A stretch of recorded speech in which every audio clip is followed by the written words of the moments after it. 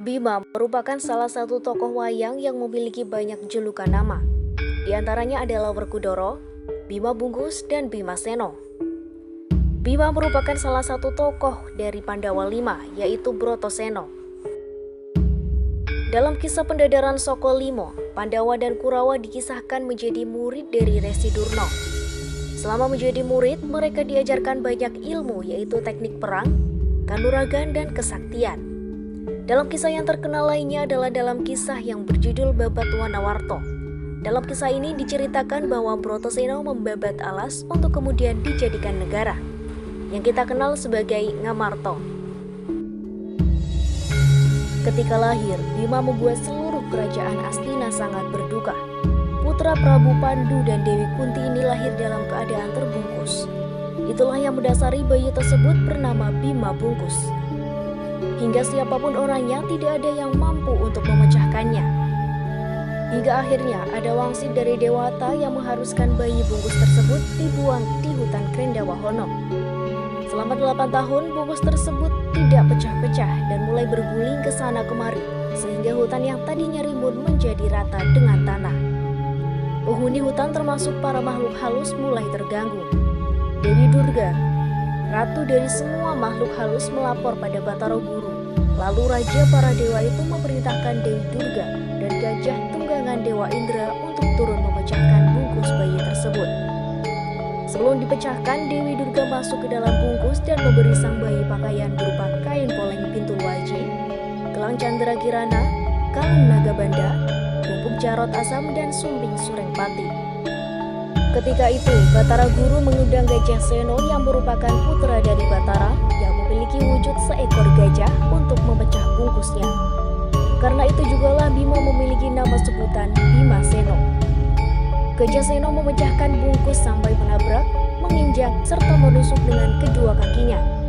Anehnya, bayi tersebut bukannya mati, tetapi malah melawan dan akhirnya bungkus itu terbuka karena kedua gading Gajah Seno yang kuat dan sakti.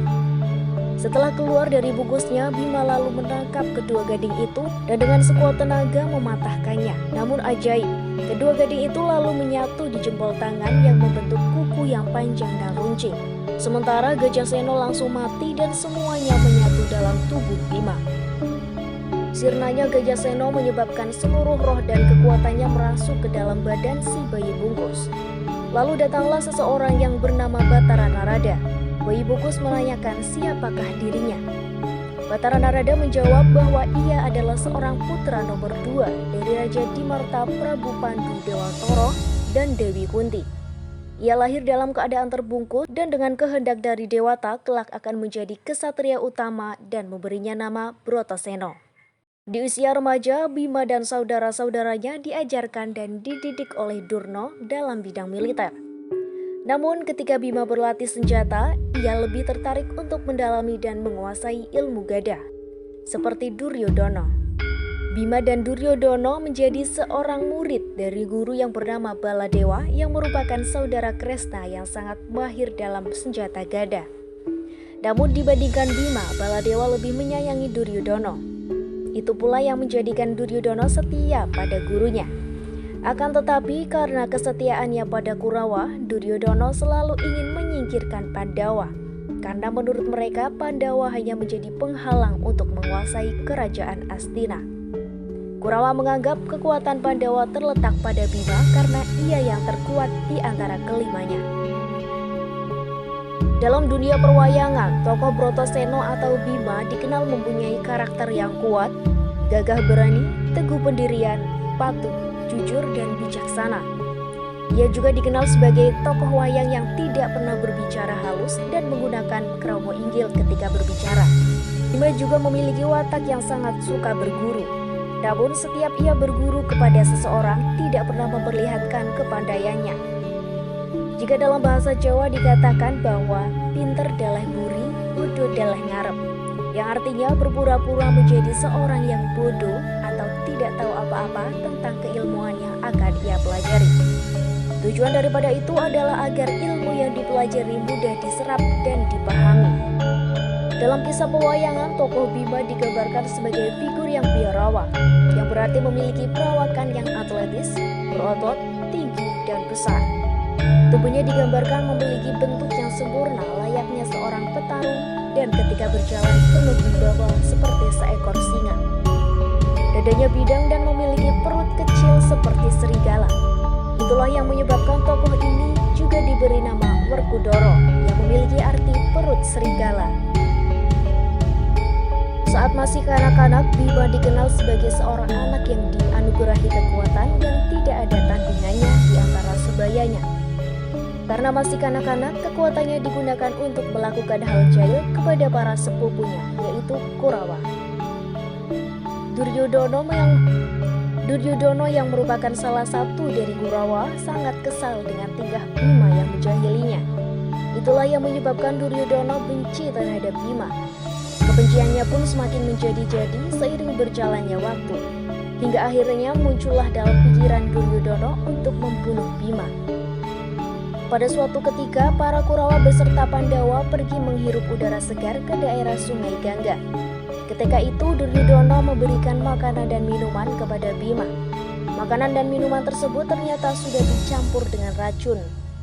Tanpa menaruh kecurigaan kepada Duryudono, lantas Bima menyantap makanan dan minuman tersebut. Alhasil Bima pun pingsan dan tubuhnya diikat dengan kuat oleh Duryudono menggunakan tanaman penjalar. Tidak sampai di situ, Duryudono pun tega menghanyutkan saudaranya dengan rakit di Sungai Gangga. Saat sampai di tengah sungai, ular penghuni sungai pun mulai berdatangan, lalu mematuk badan Bima. Namun begitu ajaibnya, bisa yang masuk ke dalam tubuh Bima malah menjadi penangkal racun Duryudono. Ular-ular yang menggigitnya ternyata adalah anak buah dari Raja Antaboga atau dikenal dengan Naga Basuki. Antaboga menyambut Bima dan menyuguhkan minuman. Minuman tersebut bukan minuman biasa, tetapi dalam semangkuknya mengandung kekuatan yang setara dengan 10 ekor gajah. Dengan percaya diri Bima meminum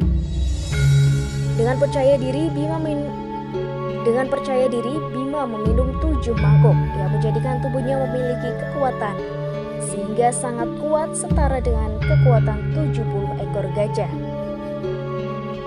Karena gagal membunuh, Duryudono yang dibantu Sangkuni lalu merencanakan niatan untuk mencelakai Kunti dan kelima putranya dalam sebuah kenduri.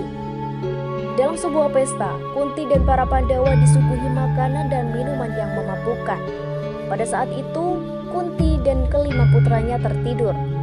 Rumah penginapan itu dibakar oleh Kurawa.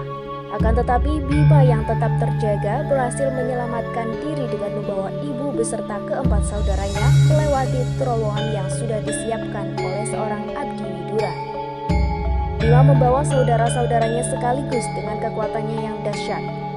Kunti digendong di punggung, Nakula dan Sadewa berada di pahanya, sedangkan Yudhistira dan Arjuna berada di samping lengan-lengannya. Sampai di kayangan Sapta Pratala, di sanalah kemudian Bima dinikahkan dengan putri Antaboga yang bernama Nagagini. Dari pernikahan itu mereka memiliki seorang putra bernama Antareja. Setelah meninggalkan Sapta Pratala, Bima dan para Pandawa beserta ibunya melewati sebuah hutan di mana kerajaan Pringgodani, negeri para raksasa yang dipimpin oleh Arimba. Setelah itu mereka melanjutkan perjalanan dari Pringgodani. Pandawa dan ibunya Kunti tiba di sebuah kota yang bernama Eka Cakra. Di sana mereka menumpang di sebuah keluarga Brahmana. Suatu hari Brahmana pemilik rumah memberitahu mereka bahwa seorang raksasa bernama Bagasura meneror kota Eka Cakra.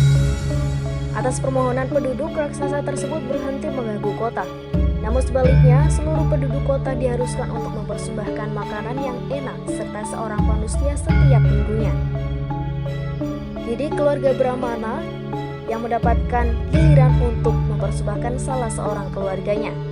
Merasa berhutang budi dengan kebaikan keluarganya itu, Kunti pun berkata bahwa ia akan menyerahkan Bima yang nantinya akan membunuh raksasa Bagasura. Pada hari yang ditentukan, Bima membawa segerobak makanan ke Goa Bagasura. Di sana ia menghabiskan makanan yang seharusnya dipersembahkan. Bagasura yang merasa dipermainkan marah dan menyerang Bima. Setelah pertarungan berlangsung lama, Bima berhasil meremukkan tubuh Bagasura. Ia lalu menyeret tubuhnya sampai pintu gerbang Eka Cakra. Atas usaha Bima, kota Eka Cakra pun menjadi tenang kembali. Setelah mengetahui bahwa Pandawa masih hidup, para sesepuh Astina mengundang mereka kembali dan memberikan hutan Wanamarta sebagai tempat mendirikan kerajaan baru, supaya tidak ada terjadi perselisihan yang terus-menerus dengan para Kurawa. Dalam papan alas Wanamarta, Bima berhasil mengalahkan adik penguasa hutan yang bernama Dandunjana. Berkat minyak jaya katon dari Arjuna, Dandunjana kemudian menyatu dalam tubuh Bima. Berbagai cara telah dilakukan oleh Kurawa demi melenyapkan para Pandawa, terutama Bima. Duryudono yang tidak ingin kalah nantinya dalam Batara Yuda berusaha melenyapkan Bima supaya ia tidak ikut dalam perang. Karena di antara kelimanya, Bimalah yang paling ditakuti.